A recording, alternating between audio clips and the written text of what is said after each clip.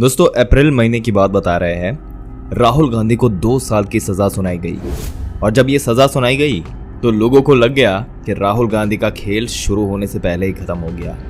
बाजी ही पूरी पलट गई और इस सजा के साथ ही उनकी संसद सभ्यता चली गई।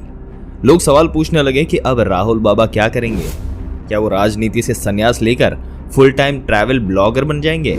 क्या वो मधुमक्खियां शहद बेचने का काम करेंगे या फिर गांव गांव घूमकर आलू से सोना बनाने की फैक्ट्री लगाकर देश की गरीबी दूर करेंगे?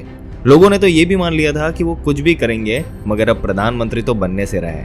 और दोस्तों इसी के बाद की ही कड़ी, इसके बाद गुजरात हाईकोर्ट ने उनकी सजा बरकरार रखी तो कुछ कांग्रेसियों ने आलू से सोना बनाने वाली फैक्ट्री के लिए प्लॉट देखना भी शुरू कर दिया।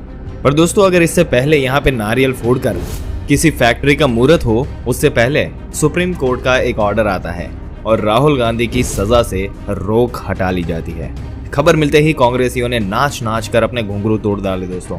और इसके बाद जिस कॉन्फिडेंस से उन्होंने प्रधानमंत्री पर हमला बोला है उसे सुनकर उनके समर्थक निहाल हो गए। उन्होंने मणिपुर के सेंट्रल गवर्नमेंट की नाकामी पर सवाल उठाए, मोदी जी की तुलना रावण से कर दी यहाँ तक की, और फिर अडानी का मुद्दा उठाकर बीजेपी को घेरने की कोशिश करने लगे और इनके तेवरों ने कांग्रेसियों में फिर से जोश भर दिया।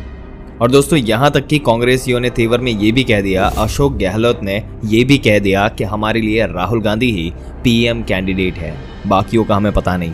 गहलोत और उन जैसे बाकी लोगों की इस बयानबाजी से फिर से सवाल खड़ा हो गया कि क्या सुप्रीम कोर्ट से राहत मिलने के बाद राहुल गांधी फिर से पीएम पद की दौड़ में शामिल हो जाएंगे? क्या कांग्रेस के अलावा जो बाकी पार्टियां हैं वो राहुल को पीएम पद का उम्मीदवार कबूल करने और उनके नाम की मेहंदी हाथों में लगाने के लिए तैयार है? दोस्तों क्या आखिर पॉसिबिलिटी क्या है कि राहुल गांधी अगले पीएम बन सकते हैं? आज के वीडियो में आपको डिटेल में इसके बारे में सारी ही जानकारी बताने वाले हैं। ऐसी ही जानकारी पाते रहने के लिए हमारी चैनल को सब्सक्राइब करके बेल आइकन जरूर से दबा दें। आइए आगे बढ़ते हैं, ले चलते हैं आपको शुरू से। दोस्तों चाहे बात राजनीति को हो, फिल्मों की हो, यूट्यूब की हो या कोई भी क्रिकेट टीम की, एक बात तो यहाँ पे बहुत ही क्लियर है और वो क्लियर कट आपके सामने हम रख रहे हैं कि आम आदमी जो भी नॉर्मल पर्सन होता है वो ऑर्गेनाइजेशन से यानी इंस्टीट्यूशन से ज्यादा एक इंडिविजुअल पर्सन से जुड़ा होता है, यानी कि जो लोगों के साथ वो कनेक्ट कर पाता है। मतलब अगर दुनिया किसी क्रिकेट प्लेयर की फैन है और वो प्लेयर नए सीजन में टीम बदल लेता है तो उसके फैन भी उसकी पिछली टीम को भूलकर नई टीम को सपोर्ट करने लगते हैं। फिल्म चाहे कितनी भी बकवास क्यों ना लगे, अगर हमारा फेवरेट एक्टर उसमें है तो हम देखने जरूर जाते हैं, है कि नहीं? और YouTube या Instagram पर भी कोई भी सोशल मीडिया इन्फ्लुएंसर जिसका काम हमें पसंद आ जाता है तो हम उस आदमी को इतना बड़ा बना देते हैं जितनी बड़ी कंपनी भी नहीं होती। और ये सारे एग्जाम्पल सिर्फ ये बात समझाने के लिए आपको बता रहे हैं क्योंकि हम इंसानों की नेचर होती है कि हमें इंस्टीट्यूशन से ज़्यादा यानी कि ऑर्गेनाइजेशन से ज़्यादा इंडिविजुअल लोगों से हम कनेक्ट कर पाते हैं। और हमें इंसान अच्छा लग जाए तो हम उससे जुड़ी हर चीज़ को पसंद करना शुरू कर देते हैं। और यही बात बड़े लेवल पर पॉलिटिक्स पर भी लागू होती है और लोग किसी के साथ सबसे ज़्यादा खिलवाड़ करते हैं। और हो सकता है कि ऐसे कितने ही लोग होंगे जो एक पार्टी के तौर पर बीजेपी को पसंद ना करते हो, मगर मोदी के फैन हैं तो मोदी जी की वजह से बीजेपी को भी वो वोट दे देते हैं। और ये ताकत होती है पॉलिटिक्स में चेहरे की। और यही वजह है कि जनरल इलेक्शन तो छोड़ दीजिए, ज़्यादातर जगहों पर बीजेपी लोकल इलेक्शन तक मोदी जी के चेहरे पर चुनाव लड़ जाती है।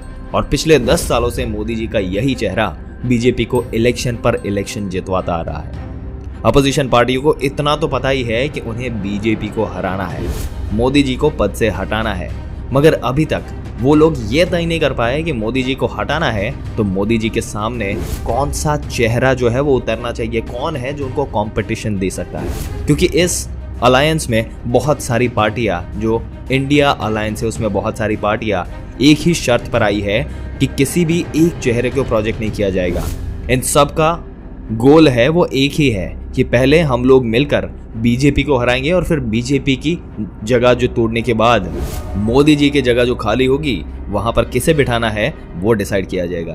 क्योंकि अभी किसी का नाम अगर अनाउंस कर दिया तो सभी फ्यूचर पीएम नाराज फूफा बनकर बारात आने से पहले ही घर चले जाएंगे। और सच अगर कहे आपको दोस्तों तो इस मामले में इंडिया के लोग गलत नहीं है, INDIA के लोग गलत नहीं है, क्योंकि ये हर रीजनल लीडर अपने आप में खुद को जॉन F कैनेडी से कम थोड़ी ना समझता है। इसलिए अगर कांग्रेस राहुल गांधी को पीएम का फेस बनाती है तो ममता जी नाराज हो जाएगी, और टीएमसी वाले ममता जी को अगर चेहरा बना दिया जाए तो केजरीवाल जी बुरा मान जाएंगे।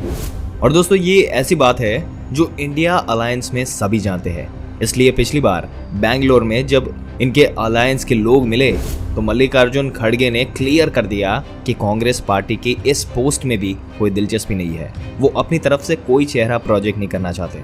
लेकिन दोस्तों कांग्रेस जब से राहुल गांधी को यहाँ पे राहत मिली है सुप्रीम कोर्ट से, तब राहुल गांधी को कैंडिडेट बताने लगी है। और जब भारत के भाग्य का चेहरा अगर राहुल गांधी है प्रधानमंत्री पद के लिए, फिर तो ये बात उठती है कि क्या सच में राहुल गांधी जीत सकते हैं। दोस्तों इस बात पर एक्सपर्ट्स का मानना है कि दरअसल राहुल गांधी को पीएम कैंडिडेट बताने के पीछे कांग्रेस की अपनी मजबूरी है। और इसकी वजह है जिन जिन स्टेट में कांग्रेस और बीजेपी आमने सामने की टक्कर में है, वहां कांग्रेस और बीजेपी को हराना है या मोदी को टक्कर देनी है तो उसे राहुल गांधी का नाम लेना पड़ेगा। जनता के बीच जाकर ये बोलना ही पड़ेगा कि राहुल गांधी ही ऑप्शन है। दोस्तों 2014 और 2019 के इलेक्शन में कांग्रेस और बीजेपी 208 सीटों पर सीधी टक्कर में थे।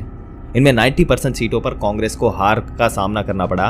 और अब कांग्रेस को अगर इंडिया अलायंस में सबसे बड़ी पार्टी बनना है तो इन 208 सीटों में से कम आधी से ज़्यादा सीटें जीतनी होगी। और इन सीटों पर वो तब तक नहीं जीत सकती जब तक राहुल को पीएम पद का उम्मीदवार ना बताए। और दोस्तों कांग्रेस के अंदर भी बहुत ऐसे लोग हैं जिनको लगता है कि राहुल गांधी अभी से पीएम फेज के तौर पर प्रोजेक्ट करना चाहिए। इन लोगों का मानना है कि राहुल गांधी की भारत जोड़ो यात्रा की वजह से पार्टी को, उन्हीं की यात्रा की वजह से पार्टी को कर्नाटक और हिमाचल जैसे बड़े स्टेट में बड़ी जीत मिली है। भारत जोड़ो यात्रा में इतने सारे लोगों का आना भी इस बात का प्रूफ है कि राहुल गांधी को बड़े लेवल पर लोगों का सपोर्ट मिल रहा है। और ऐसे में राहुल गांधी को अभी से फेस बनाने का फायदा ये होगा कि इन राज्यों में जीतने के बाद कांग्रेस जनरल इलेक्शन में ज्यादा कॉन्फिडेंस के साथ जाएगी। इन लोगों का ये भी मानना है कि 2019 के चुनाव जो है वो अब तक एक लीडर के तौर पर राहुल गांधी की इमेज में काफी फर्क आया है। और यही दोस्तों भारत जोड़ो यात्रा के जरिए वो साबित कर चुके हैं कि रजाई से निकलकर जमीन पर आकर पॉलिटिक्स करने को राहुल गांधी तैयार है। और दोस्तों आए दिन अभी बात जो हो रही है सोशल मीडिया की, तो राहुल गांधी के पोस्ट सोशल मीडिया पर किसी भी नेता से ज्यादा वायरल हो रहे हैं। इसके अलावा मणिपुर के हालात जिसमें जो हिंसा हुई उसमें बीजेपी गवर्नमेंट पर दाग भी लगाया है और काफी सारे एडवांटेजेस राहुल गांधी के सामने हैं। दोस्तों आपकी क्या विचार है कि अगले पीएम राहुल गांधी बन सकते हैं या नहीं? अपने विचार जो है वो हमें कमेंट करके जरूर से बताइएगा। और दोस्तों ऐसी ही जानकारी पाते रहने के लिए हमारी चैनल को सब्सक्राइब करके बेल आइकन जरूर से दबा दें। मिलते हैं एक और दिलचस्प वीडियो में एक और दिलचस्प जानकारी के साथ। तब तक के लिए इस वीडियो में अंत तक बने रहने के लिए आपका दिल से धन्यवाद।